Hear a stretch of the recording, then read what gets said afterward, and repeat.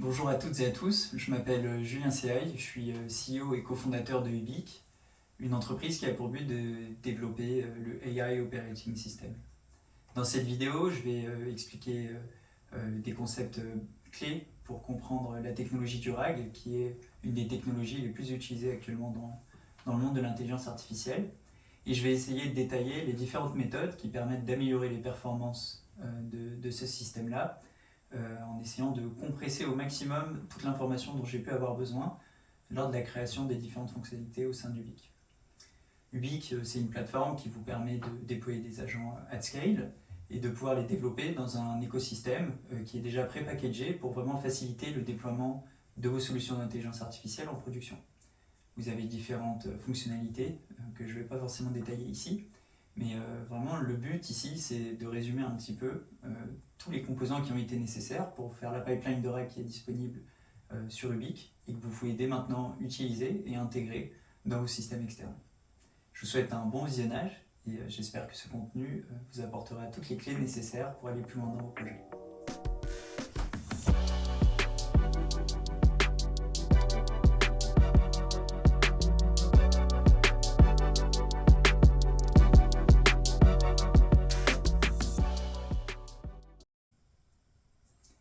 Les grands modèles de langage ont un problème fondamental. Ils peuvent présenter des informations incorrectes avec assurance, ce sont les hallucinations. Le RAG, Retrieval Augmented Generation, ou génération augmentée par récupération en français, répond directement à ce défi en ancrant les réponses de l'IA dans des sources d'informations vérifiées. Le RAG intègre deux composants, un système de récupération qui extrait les passages de documents pertinents à votre base de connaissances, et un système de génération qui produit des réponses basées uniquement sur ces documents. Cette architecture prévient les hallucinations, surmonte les limitations de connaissances et permet la personnalisation avec des données propriétaires. Les organisations implémentent le RAG pour créer des systèmes d'IA qui répondent aux questions en utilisant uniquement leur documentation spécifique, leur politique interne ou leur base de connaissances. La technologie alimente des systèmes de support client qui référencent des manuels de produits, des assistants de recherche qui citent des articles scientifiques et des outils de recherche d'entreprise qui extraient les informations spécifiques à l'entreprise. L'analyse de fichiers, autrement appelée parsing, résout un défi fondamental du RAG. Convertir divers formats de contenu en données exploitables par machine tout en préservant leur structure initiale et les informations qui en découlent. L'analyse s'étend au-delà des documents textuels pour inclure plusieurs modalités et formats. Les pipelines RAG modernes traitent documents textuels, fichiers audio avec des modèles de reconnaissance vocale comme Whisper, images et vidéos via des modèles de vision langage, ainsi que des données structurées provenant de bases de données et d'API. Chaque modalité nécessite un pré-traitement spécialisé. L'audio requiert une transcription, les images nécessitent une extraction de caractéristiques visuelles et les vidéos exigent une analyse des images et une compréhension temporelle. Les outils répondant à ces défis incluent PyPDF2 pour les PDF, Apache Kika pour de multiples formats, Whisper pour la transcription audio et des modèles de langage et de vision pour la compréhension d'images. Leur efficacité impacte directement l'ensemble de votre pipeline RAG. Un contenu mal analysé crée des informations impossibles à récupérer. Les machines ne peuvent pas comprendre directement le contenu. Les modèles d'embedding résolvent ce défi fondamental en convertissant les informations en vecteurs numériques qui capturent la signification sémantique d'un texte ou d'une image. Les modèles d'embedding modernes servent diverses fins. Certains modèles sont axés sur le texte, Qwen3 Embedding, Modern BERT, BGE. Certains modèles sont multimodaux, CLIP, ImageBind pour texte et image. Certains modèles sont multilingues, spécialisés dans la compréhension du texte dans différentes langues, lorsque d'autres sont spécifiques à un domaine, optimisés pour les contenus juridiques, médicaux ou financiers par exemple. Ces modèles transforment le contenu en points dans un espace multidimensionnel où les significations similaires se regroupent.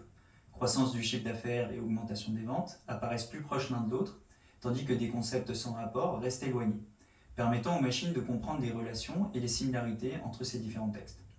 La qualité de ces embeddings détermine directement la précision de récupération de votre système RAG. Les embeddings plus faibles ne parviennent pas à saisir les distinctions nuancées, tandis que les embeddings puissants identifient avec précision les informations pertinentes, même lorsqu'elles sont exprimées de façon fondamentalement différente. La récupération d'informations fait face à un défi persistant. Les utilisateurs recherchent souvent des concepts utilisant une terminologie différente de celle des documents, et la recherche propulsée par l'IA répond à cet écart sémantique. Les algorithmes de recherche traditionnels comme TF, IDF et BM25 correspondent efficacement aux mots-clés, mais échouent avec les synonymes, les paraphrases ou les relations conceptuelles. Ils trouvent réchauffement climatique quand vous cherchez exactement ces mots, mais pourraient manquer des documents sur le changement climatique ou l'effet de serre. La recherche sémantique vectorielle surmonte cette limitation en comparant le sens plutôt que la terminologie exacte. En utilisant des modèles d'embedding, elle transforme les requêtes et les documents en vecteurs et mesure leur similarité à travers des métriques, comme la distance cosinus ou des produits scalaires. Cette approche permet de trouver des documents conceptuellement pertinents pour votre requête, même sans chevauchement terminologique. Une recherche sur application du traitement du langage naturel peut récupérer des documents sur l'utilisation pratique du NLP ou l'implémentation de l'IA dans le langage. Tout ça en s'appuyant sur la similarité sémantique. Stocker et récupérer efficacement des millions de vecteurs d'embedding présente un défi technique significatif. Les bases de données vectorielles résolvent ce problème avec des architectures spécialisées conçues pour la recherche de similarité. Les vecteurs dans les systèmes RAG sont simplement des tableaux de nombres à virgule flottante, généralement des centaines ou des milliers de valeurs représentant la sémantique du contenu. Les bases de données traditionnelles excellent à trouver des correspondances exactes, mais peinent avec les recherches de similarité à travers des vecteurs de haute dimension. Les bases de données vectorielles comme PyCone, Weaviate, Quadrant et Milvus optimisent exactement ce cas d'utilisation.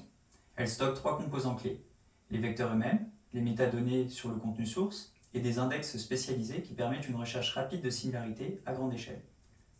La différence de performance est substantielle. Interroger des millions de vecteurs dans une base de données traditionnelle pourrait prendre des secondes ou des minutes, tandis que les bases de données vectorielles peuvent retourner des résultats en millisecondes. Cette efficacité permet des applications de RAG en temps réel qui seraient autrement déceptivement lentes. Rechercher à travers des millions de vecteurs de haute dimension présente un défi calculatoire. Trouver les voisins les plus proches exacts nécessite de comparer une requête à chaque vecteur, ce qui est techniquement impossible et non optimisé pour les systèmes de production. Les algorithmes de recherche approximative des plus proches voisins, ANN, résolvent ce problème en délaissant la précision parfaite contre des améliorations de latence. Plutôt que de trouver les correspondances absolument les plus proches, ils identifient des vecteurs qui sont très probablement parmi les plus proches, souvent avec une précision de plus de 95%, mais plusieurs ordres de grandeur plus rapides. Les implémentations clés d'ANN incluent HNSW, Hierarchical Navigable Small Word, qui crée des raccourcis de navigation entre les vecteurs, IVF, Inverted File Index, qui regroupe les vecteurs en clusters pour restreindre l'espace de recherche, ou Product Quantization, qui compresse les vecteurs pour réduire leurs besoins en mémoire. Ces algorithmes sont ce qui permet à la recherche vectorielle de s'étendre efficacement à des millions de documents, tout en maintenant des temps de requête en millisecondes. Sans eux, la recherche de similarité serait prohibitivement coûteuse pour toutes les collections de documents, sauf les plus petites. Chaque algorithme offre différents compromis entre le temps de construction d'index, la vitesse de requête, l'utilisation de la mémoire et la précision de récupération. Pour les systèmes RAG, de légères réductions de précision sont souvent acceptables lorsqu'elles sont équilibrées par des améliorations substantielles de latence. La récupération vectorielle initiale privilégie la vitesse mais sacrifie souvent la précision. Le re-ranking répond à ce défi en appliquant des modèles plus gourmands en calcul pour affiner un petit ensemble de documents initialement récupérés. Le re-ranking peut être implémenté via différentes méthodes, soit des modèles de re-ranking dédiés comme CoHeReRanker ou BGEReRanker, ou bien des LLM directement en utilisant leur score d'activation pour déterminer la pertinence de l'extrait, ou bien des approches hybrides combinant plusieurs signaux à la fois. Le re-ranking basé sur des LLM est particulièrement puissant car il peut filtrer le contenu selon son utilité pour la question spécifique et pas seulement sa pertinence. Cela réduit le volume de texte envoyé à l'étape finale de génération, améliorant à la fois la qualité et l'efficacité du système de RAG. Cette approche en 2 étapes fonctionne car la recherche vectorielle identifie 20 à 50 documents potentiellement pertinents parmi plusieurs milliers voire des millions, tandis que le re-ranking évalue précisément ces candidats avec des modèles plus sophistiqués. Différents modèles d'embedding capturent différents aspects du contenu. Les approches multivecteurs permettent de tirer parti de ces propriétés-là en encodant le même contenu à travers plusieurs modèles d'embedding distincts, capturant des signaux complémentaires. Contrairement aux vecteurs simples, la représentation multivecteur maintient plusieurs vecteurs pour un contenu identique, chacun créé par un modèle d'embedding différent. Les embeddings denses capturent la signification sémantique, les embeddings sparses excellent dans la correspondance de mots-clés, et on peut ensuite avoir des embeddings spécifiques à un domaine, par exemple médical, juridique, ou des embeddings qui vont être multilingues et qui comptent des barrières linguistiques. Il existe également des embeddings multimodaux pour encoder différentes modalités et pouvoir créer une représentation qui permette de combiner du texte et des images en même temps. Cela crée une représentation plus complète du contenu. Par exemple, un document médical pourrait avoir un vecteur optimisé pour les concepts généraux, un autre pour la terminologie médicale, et un troisième pour un langage accessible aux patients. Lors de la récupération, ces représentations diverses permettent de faire correspondre le contenu à travers l'embedding qui capture le mieux l'intention de la requête. Une requête technique correspond via l'embedding spécialisé, tandis qu'une requête plus simple trouve le même contenu via sa représentation générale. Cette approche augmente significativement la robustesse de récupération, particulièrement pour le contenu qui pourrait être décrit de plusieurs façons ou accédé par des utilisateurs ayant des niveaux de connaissances qui sont différents dans un même domaine.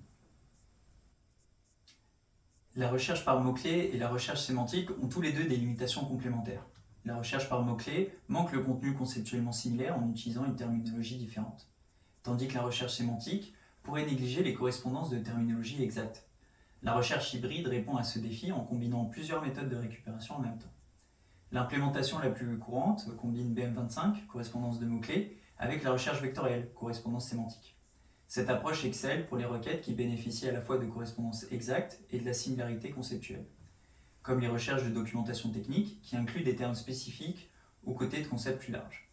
L'implémentation requiert une orchestration sophistiquée, car il faut premièrement effectuer des recherches en parallèle en utilisant différentes méthodes, les normaliser via leur score à travers des algorithmes fondamentalement différents, déterminer des pondérations optimales pour chacune des recherches, et ensuite combiner les résultats par moyenne pondérée ou des techniques de fusion différentes.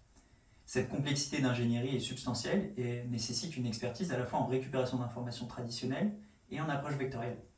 L'amélioration des performances peut être substantielle, souvent 15 à 30% meilleure que chaque méthode seule, particulièrement pour les domaines avec une terminologie spécialisée ou les requêtes qui mélangent termes spécifiques et éléments conceptuels.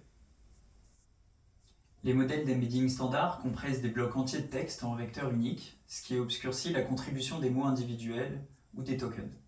Les modèles à interaction tardive comme Colbert, Colpally transforment fondamentalement cette approche. Ces modèles génèrent des embeddings séparés pour chaque token, essentiellement chaque mot ou sous-mot, dans les requêtes et les documents. Cette représentation au niveau du token préserve la signification distincte de chaque mot plutôt que de les mélanger ensemble quand vous cherchez algorithme de repliement des protéines en biologie moléculaire. Chaque terme maintient sa propre représentation distincte. L'avantage crucial est la précision. Les modèles à interaction tardive peuvent identifier exactement quel mot dans votre requête correspond à quel mot dans un document. Cela permet au système d'expliquer pourquoi un document a été récupéré, peut-être parce que le repliement des protéines apparaissait dans un paragraphe, tandis que l'algorithme apparaissait à proximité. Les modèles traditionnels manquent ces connexions fines, car ils font la moyenne de tout ce qu'il y a dans un vecteur unique. Colipally étend cette précision au contenu visuel, créant des embeddings pour des patchs d'images individuelles qui peuvent correspondre directement avec les termes de votre requête. Un diagramme étiqueté structure protéique peut être mis en correspondance spécifiquement avec ces termes dans votre requête. Cette compréhension granulaire implique des coûts de calcul plus importants, mais offre une précision supérieure pour les domaines comme la recherche juridique, médicale ou scientifique, où la correspondance exacte des concepts est essentielle. C'est également utile lorsque vous êtes sur des informations qui sont hors du domaine entre guillemets de l'embedding correspondant, et donc ces modèles comme Colpally ou Colbert vont avoir des capacités de généralisation sur des concepts plus complexes, beaucoup plus importantes. Je vous remercie de votre attention, j'espère que ce contenu vous a intéressé. Si jamais vous avez des questions, n'hésitez pas à les poser en commentaire, likez la vidéo et potentiellement vous abonner pour avoir plus de contenu par la suite. Si jamais vous avez envie d'intégrer une pipeline de RAG, n'hésitez pas à vous créer un compte sur Ubique et à utiliser notre pipeline de RAG qui est déjà prête, qui vous permet d'héberger vos modèles, utiliser de la recherche hybride ou pas, et de configurer tout un tas d'éléments qui ont été expliqués dans cette vidéo. Voilà, la mission d'Ubique, c'est vraiment de permettre à la technologie de se diffuser, donc on essaye de vous donner tous les outils en main pour pouvoir faire ça de façon beaucoup plus sereine. Je vous remercie pour votre attention et je vous dis à bientôt sur cette chaîne YouTube.